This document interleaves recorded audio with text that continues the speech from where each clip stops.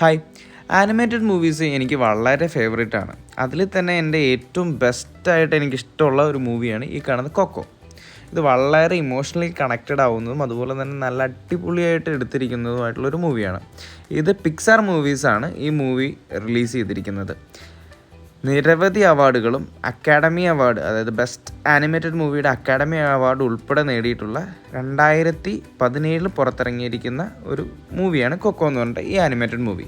മിക്കാൽ Riviera എന്ന് പറയുന്ന 12 വയസ്സുള്ള ഈ ഒരു കുട്ടിയുടെ ക്യാരക്ടർ വെച്ചിട്ടാണ് ഈ കഥ മൊത്തം പറഞ്ഞു പോകുന്നത്. മിഖേലും മിഖേലിൻ്റെ ഫാമിലി മെമ്പേഴ്സും ഒക്കെയാണ് ഈ സിനിമയിലെ മെയിൻ ക്യാരക്ടേഴ്സും. ഇതിൻ്റെ പ്ലോട്ട് പോകുന്നത് തന്നെ ഒരു മെക്സിക്കോയിലുള്ള ഒരു ഷൂ മേക്കിംഗ് ഫാമിലിയായ റിവേറ. അവർക്ക് ഫാമിലിയോടുകൂടി തന്നെ മൊത്തത്തിൽ എല്ലാവർക്കും മ്യൂസിക്കിനെ ഒട്ടും ഇഷ്ടമല്ല. അവരെല്ലാവരും മ്യൂസിക്കിനെ ബാൻ ചെയ്തിരിക്കുകയാണ്. അവർക്കതിൻ്റെ ഫാമിലിയിൽ ഒരു റീസണും ഉണ്ട്. പക്ഷേ ഈ ഫാമിലിയിൽ ജനിച്ച് വളർന്ന മിഖേലിന് മ്യൂസിക് ആണെങ്കിൽ വളരെ ഇഷ്ടമാണ്. അപ്പോൾ എപ്പോഴും പെർഫോം ചെയ്യാനും കാര്യങ്ങളൊക്കെ ആയിട്ട് അവന് വളരെ താല്പര്യമാണ്. ഈ കൊച്ചു മിഖേലിനെ അവൻ്റെ റോൾ മോഡലായിട്ട് അവൻ കാണുന്ന ഒരു ഫേമസ് മ്യൂസീഷ്യനും ആ നാട്ടിൽ ഉണ്ടായിരുന്നു, ഏണസ്റ്റ് ഡി ലാക്രോസ്.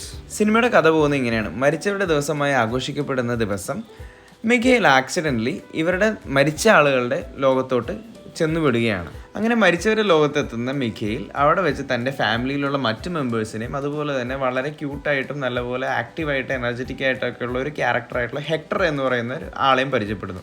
അങ്ങനെ മിഖേൽ ഈ ഹെക്ടർ എന്ന് പറയുന്ന ഈ ഒരു മെയിൻ ക്യാരക്ടറായിട്ട് നല്ല രീതിക്ക് സിങ്ക് ആവുകയും നല്ല കമ്പനിയായിട്ട് മിഖേലിൻ്റെ ഫാമിലിയുടെ ഹിസ്റ്ററിയൊക്കെ അവിടെ വെച്ചിട്ട് പതുക്കെ ഈ മ്യൂസിക്കിനോട് ഉള്ള ആ ഒരു ബാനും അവരുടെ ഇഷ്ടമില്ലായ്മയൊക്കെ അവിടെ വെച്ചിട്ട് ഈ മിഖേൽ കണ്ടുപിടിക്കുകയും അതുപോലെ തന്നെ അവൻ്റെ റോൾ മോഡലായിട്ട് അവൻ കണ്ടിരുന്ന അവിടെയുള്ള ഏണസ്റ്റോ ഡി ലാക്രോസ് എന്ന് പറയുന്ന ആ ഫേമസ് മ്യൂസീഷ്യനും ഇവൻ്റെ ഫാമിലിയായിട്ട് ഉള്ള റിലേഷനും ഒക്കെ കണ്ടുപിടിച്ച് തിരിച്ച് ലിവിങ് വേൾഡിലോട്ട് വരുന്നതാണ് സ്റ്റോറി.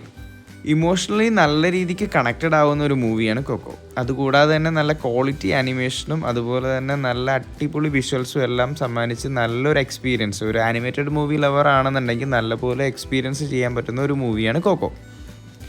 ആനിമേറ്റഡ് മൂവി ലവർ തന്നെ ആവണമെന്ന് നിർബന്ധമൊന്നുമില്ല. സാധാ മൂവി ഇഷ്ടപ്പെടുന്ന ആളുകൾക്കും ഇഷ്ടപ്പെടും. നല്ല രീതിക്ക് നല്ല സ്ട്രോങ് ആയിട്ട് ബേസ് ഉള്ള നല്ലൊരു സ്റ്റോറിയാണ് ഈ സിനിമ പറഞ്ഞു പോകുന്നത്. കൂടാതെ തന്നെ Coco 2018 best feature animated feature ഫിലിമായിട്ടുള്ള ഓസ്കാർ അവാർഡും ലഭിച്ചിട്ടുള്ള മൂവിയാണ് ഈ കൊക്കോ. കുട്ടികൾക്കും മുതിർന്നവർക്കും ഒരുപോലെ തന്നെ ഇഷ്ടപ്പെടുന്ന രീതിയിലാണ് ഇതിൻ്റെ മേക്കിംഗ് വരുന്നത്. കുട്ടികൾക്ക് ഇഷ്ടപ്പെടുന്ന രീതിക്ക് കുറേയധികം ഫണ്ണായിട്ടുള്ള ക്യാരക്ടേഴ്സും അതുപോലെ തന്നെ ഡാൻഡേ എന്ന് പറഞ്ഞൊരു ഡോഗും കാര്യങ്ങളൊക്കെ ആയിട്ട് നല്ല രീതിക്ക് മേക്ക് ചെയ്തിട്ടുണ്ട്. കുഞ്ഞുകുട്ടികളൊക്കെ ഉള്ള പാരൻസിനാണെന്നുണ്ടെങ്കിൽ കുട്ടികൾക്ക് ആനിമേറ്റഡ് മൂവീസ് വെച്ച് കൊടുക്കുകയും ചെയ്യാം. അച്ഛനമ്മമാർക്ക് അത് കണ്ട് അതുപോലെ തന്നെ ഒരു മൂവി കാണുന്ന രീതിക്ക് നല്ലപോലെ കാണാനും പറ്റുന്ന ഒരു ടൈപ്പ് ഓഫ് മൂവിയാണ് ഈ കൊക്കോ. പിക്സാർ മൂവീസിൻ്റെ വൺ ഓഫ് ദ ബെസ്റ്റ് മൂവീസായിട്ട് കണക്കാക്കപ്പെടുന്ന ഒരു മൂവികളിൽ ഒന്നാണ് ഈ കൊക്കോ എന്ന് പറയുന്ന മൂവി.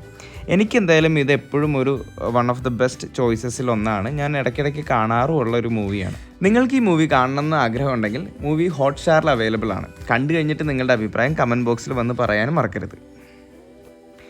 ഇതുപോലെ എനിക്കിഷ്ടപ്പെട്ട മറ്റൊരു ആനിമേറ്റഡ് മൂവിയായിട്ട് കാണുന്നവരെ ടാറ്റ ബൈ ബൈ.